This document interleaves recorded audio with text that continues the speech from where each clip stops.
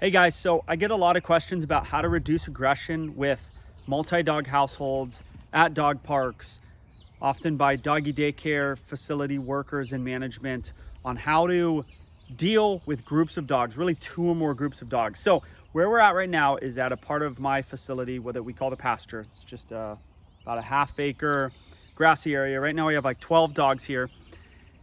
I'm going to tell you about how to be the boss of the group. Now, saying that, being the pack leader, being the boss, if you've been in the world of dog training at all, you're going to hear a percentage, about 30% of the dog training industry, maybe up to 50%, say it's total nonsense.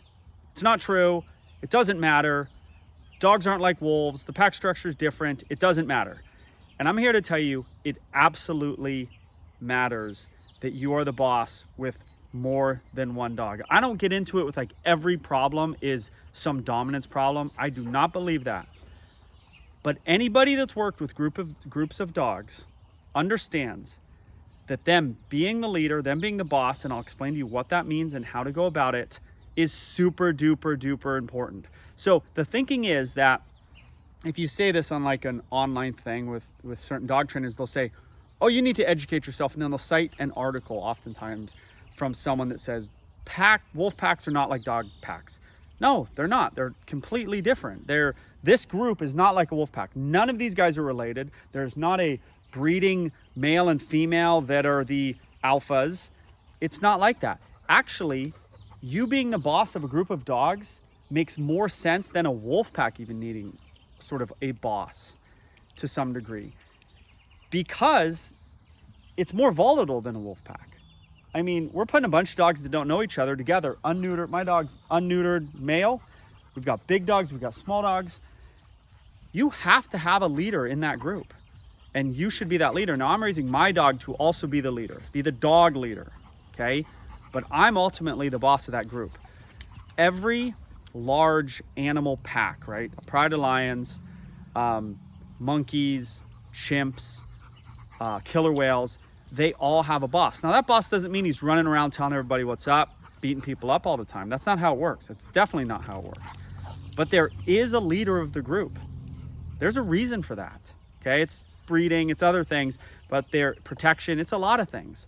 But there always is a leader. So this notion that there doesn't need to be a leader when you put 3, 4, 50 dogs together is completely silly. And anybody who's worked with groups of dogs knows that you need to be the leader. Anybody. I'm telling you, there's not a person out there who's been in a doggy daycare environment or a dog training environment where they actually put dogs together that's like, oh yeah, that doesn't make any sense. Or they have fights all the time at that place, which a place will go out of business if they have fights all the time. So here's the deal. All right, here's how you do this. In your own house with 2 or more dogs, if the dogs you're worried about aggression, or you're seeing aggression, or you're seeing them what I call mean mug each other, here's what you do, okay? It's actually not that complicated. You need to mark the behavior. First, you need to know what behavior are you trying to eliminate, okay? Down here, I'm gonna eliminate any running and biting of the neck. I'm gonna eliminate any time a dog flips over and the other dog is on top of him, not aggressively, but just kind of, hey, not aggressively, but just like little too much. I'm gonna eliminate any chasing and being too rough with the other dogs. And here's how I'm gonna eliminate it, okay? Here's the key to this whole thing. You're gonna mark the behavior. I don't care what you say.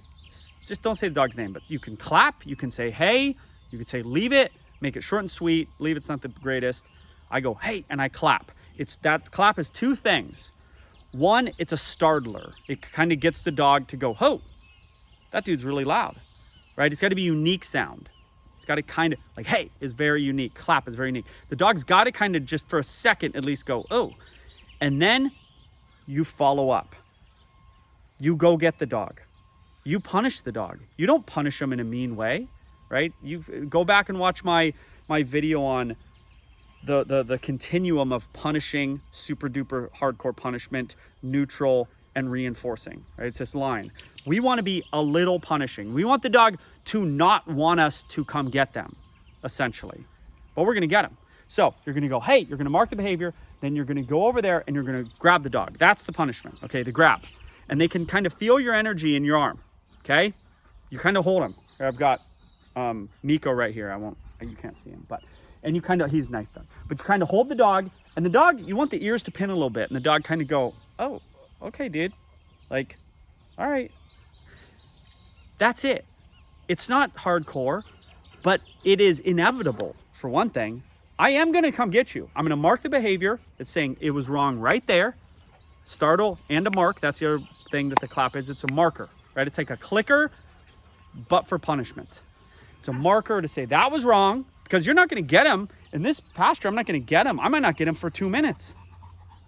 If I have to keep walking and running and kind of doing this, but I will get them, and I'll grab them, and the dog goes, okay. Then the next time, guess what? Maybe not the next time, but the third time, I'm gonna go, hey, and I'm gonna clap my hands. The dog's gonna go, okay, you don't need to come get me.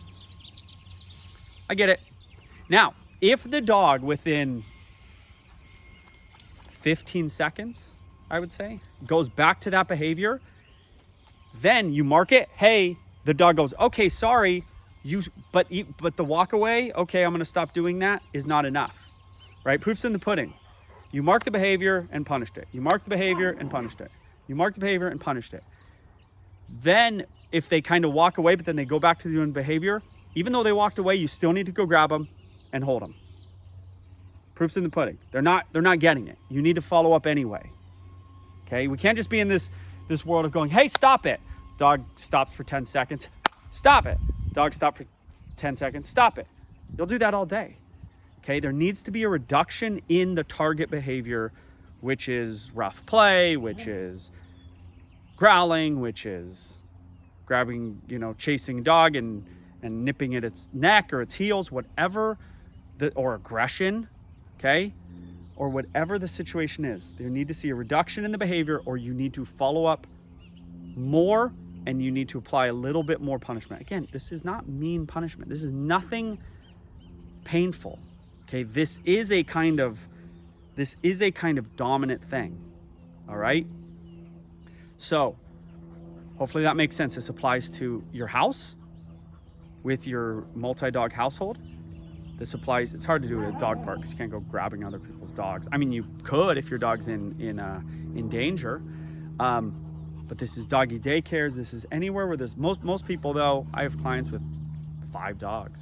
I get calls for this stuff all the time in people's homes. This applies to the home. If it can work here with, 12 dogs right now, it can definitely work in your home, and it does. And that's what I tell people to do. So, good luck.